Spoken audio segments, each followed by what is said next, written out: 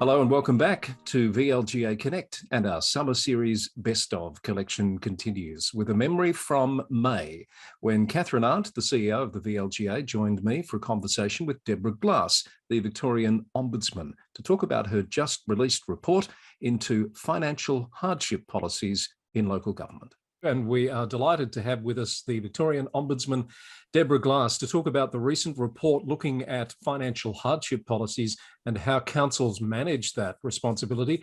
Deborah, hello, thank you and welcome. Hello, good to be here. So you've released your report last week. Kathryn and I will do a bit of a tag team on a couple of questions about the process that you used. Firstly, perhaps if you could tell us, why did you decide to do this review or this investigation at this particular time? Well, it's not a new topic for the Ombudsman. It's a theme, a regular theme, complaints about financial hardship, complaints about how councils deal with ratepayers in hardship. So it's something that that we have been getting for as long as I've been in the job. But with the pandemic, onset of the pandemic last year, it became, I think, more necessary to ask the question, how are councils dealing with ratepayers in hardship? So I was keen to take a look to see how fair and reasonable people's practices were. Were there any particular complaints that you were receiving that led to partly your decision to do the review at this time? I think the fact that it's been a steady stream. It's been on my radar for a long time, for some years, and it's something that I've been thinking about investigating systemically, actually for some years.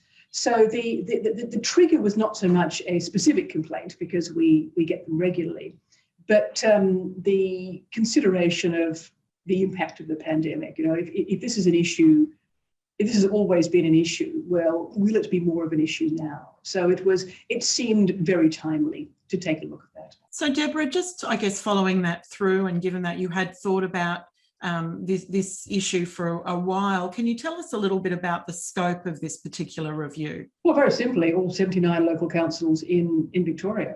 Let's look.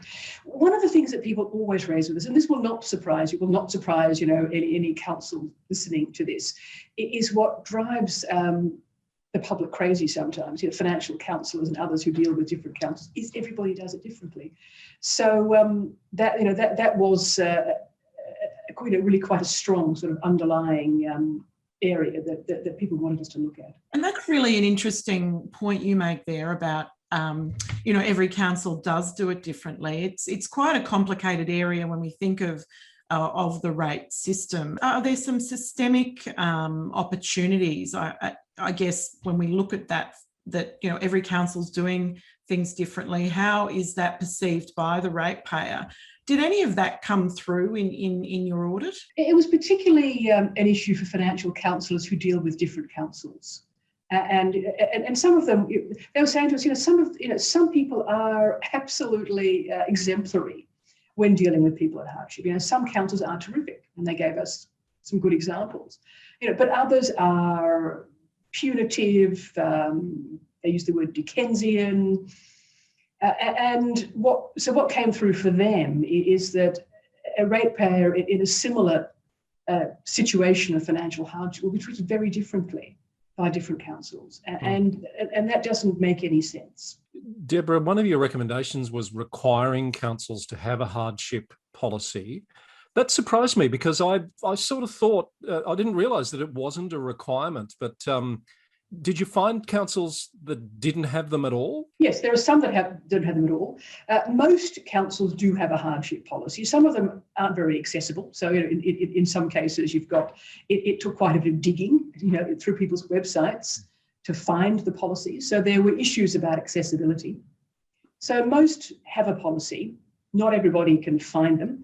But there were other examples we came across where, although the council had a policy, when we were asking about particular practices, what we were told was not in line with the policy on the website. So, there were issues there as well. Deborah, with the introduction of the Local Government Act that came in last year, are you seeing any opportunities for, some of these practices to be addressed as part of the implementation of that legislation?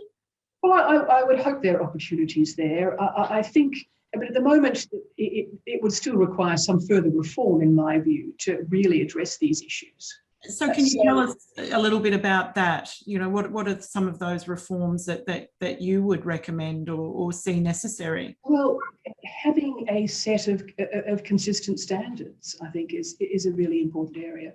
A requirement to have a policy, a requirement that some core standards around that policy. So one of the recommendations I've made is for the Essential Services Commission to be involved with government, with the local government minister. The Essential Services Commission has considerable experience already in dealing with hardship, in setting standards that regulates the energy and water sectors, and of course it deals with local government as well. So bringing them in to get the benefit of their experience dealing with this, to work on a set of core standards that councils should all be able to follow, is a key recommendation. I was going to ask Deborah, if the state did have a role to play in this, and I'm actually meeting with the Essential Services Commission this week, so I look forward to talking to her a little bit more about how the different agencies can work together to support the sector to do this better. So, Deborah, you also make some comment on the use of debt collection agencies. Can you tell us a bit about what you found there and what concerns you about the way they're used? Again, a lack of oversight. Some councils simply pass the buck to debt collection agencies. And for people in hardship, this is pretty scary stuff. Fundamentally, if I can step back a moment, I think before we get to the situation where we're engaging with debt collectors, I think one of the most disturbing findings of this investigation is that you've got banks and utility companies doing it better than local councils. Now, I think that should concern us. Mm. And so, so one of the points there is, there is a lot of good practice out there. This is not this is not a new area. This is not something where we have to reinvent the wheel. There is good practice within councils, within other sectors, about how to deal with people in hardship. And fundamentally, it's about helping people to pay their rates rather than punishing them for not being able to pay. Deborah, why do you think the local government sector is, well, from what you've observed, a little behind other agencies who do this? It's not as if the collection of rates has been a new thing for the sector. No. I'm perplexed as to why we're lacking there. Well, I think quite possibly because the microscope hasn't been turned on them the way it has been on the banks and utility companies. I mean, other companies have really been forced to change their ways of doing things because they've been exposed as wholly unacceptable. But I mean, let me just give you a few examples. So, some of the things that people have said to us, in the energy and water sectors, for example, if you can't pay your rates, it's seen as a customer service issue as opposed to a finance issue. This is, how do you work with the customer to help them to pay? Whereas in local councils, finance teams will issue the rates bill. If people can't pay, they will go through whatever motions the council has in its policy to get that debt. Without seeing it as actually, is there a reason here why this person can't pay the bill, and how do I work with them to enable them to pay us? That's a very interesting observation. Did you receive any feedback from councils that suggested they were fine? That the collection of outstanding debts was I guess really important in what is now a rate capped environment? No doubt about that, and I absolutely accept that to many councils, particularly smaller and rural councils that don't have the buffer of other other forms of income, that rates are actually vital, and rates income is vital, and they are less flexible than other councils in how they deal with that. And I absolutely accept it. But this actually is about getting people to be able to pay their rates rather than, as I say, punishing them for not being able to pay. So it's working with the ratepayer to get the revenue. That's right. And I mean, even if the cap was removed, it doesn't address the issue that there will still be residents who are unable to pay their rates and therefore, require the support of council to work with them through hardship policies and other mechanisms to support them to do that in some way. Deborah, can we talk a bit about some of the recommendations you've made? I asked before about debt collection agencies, but also you're talking about potentially capping the ability to charge high penalty interest, those sorts of things. How do you see those playing out? Well, let's look at the kind of scenario that we saw time and time again in this investigation. You have somebody who is in hardship and can't pay their rates. One of the things, again, that I think many people involved in this, perhaps the finance officers in local councils don't appreciate, is that people in hardship tend not to ask for help. They're embarrassed, they're ashamed, and they will leave great piles of unopened envelopes, on a side table somewhere, because they don't know what to do with it. So, the next thing they know, they've got penalty interest loaded on, they've got legal fees loaded on, and they are further and further in debt without it, and it's to the point where for some people, the interest and the legal fees may amount to more than the original rates debt. So I think understanding the psychology of how people react to hardship is also important, and it touches on the customer service point I was making before. Mm.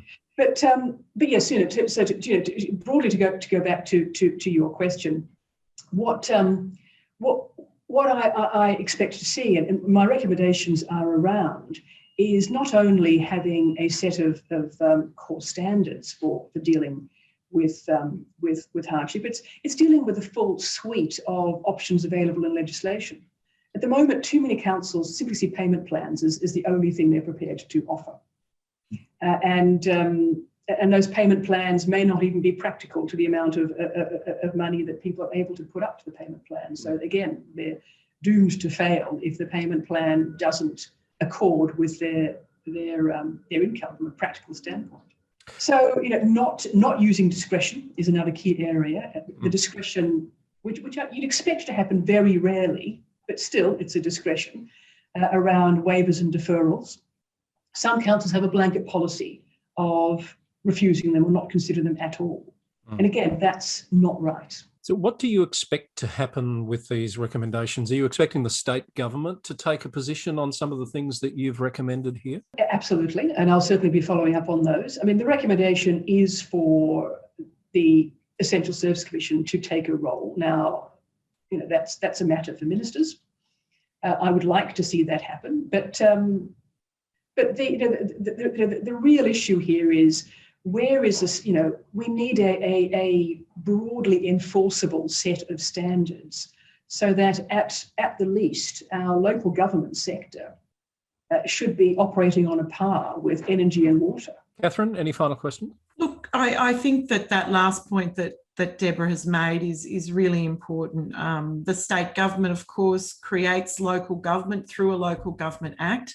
There's an opportunity to support the sector to be at the standard of other agencies when it comes to all of the way, the way in which it conducts its business generally. And I guess from the VLGA's perspective, we look forward to working with the integrity agencies, the Ombudsman, and also the state government to assist the sector to be able to do their business in a way that meets contemporary best practice, and look forward to, I guess, some of those discussions that you have with the Essential Services Commission and the state government. Deborah, before we let you go, what's next on your list in terms of inquiries that might impact on the local government sector? Well, I'm sure the local government would like to be left alone for a while, but it will always be. We'll always be looking at issues in local government because it is such a large percentage of our complaints, and of course it's the tier of government that engages most closely with the public. So it's inevitable. But what I would just flag, and I hope this will be helpful, in fact, to local government, we've been working for some time, and also in view of the new legislation, on an updated good complaints handling guide, and the purpose of that is to help the sector do it better, to learn from mistakes. We're providing a lot of what I hope people will regard as really useful guidance. And look, that might be something that we can have yourself or one of your team back on a VLGA Connect program just to talk to that guide, because it is those tools and that educative function of the integrity agencies that I think are really important too in driving change in the sector. And very much, what that is about also, it relates to what we are discussing here, that when I talk about inconsistency, that is also to say that there is some really good practice out there. There is some really good practice in the local government sector. And part of what I do in my role as Ombudsman is, when I do these inquiries, is to expose that good practice from, this council or that council, and say, actually, you should all be doing that. Did I just imagine a greyhound coming into shot and walking out again? A whippet, actually. A whippet. A very large whippet from this angle, anyway. Thank you, Deborah. It's always great you're generous with your time. It's always great to talk about these reports that you bring out, and we look forward to talking more about the complaint handling guide. But in the meantime, your report into financial hardship policies is published online, and we would recommend that everyone working in local government take the time to have a look at what you're recommending. We hope you enjoyed that look back on one of the highlights of the year 2021 on VLGA Connect. There's more to come from our summer series Best of collection. I hope you can join us again soon.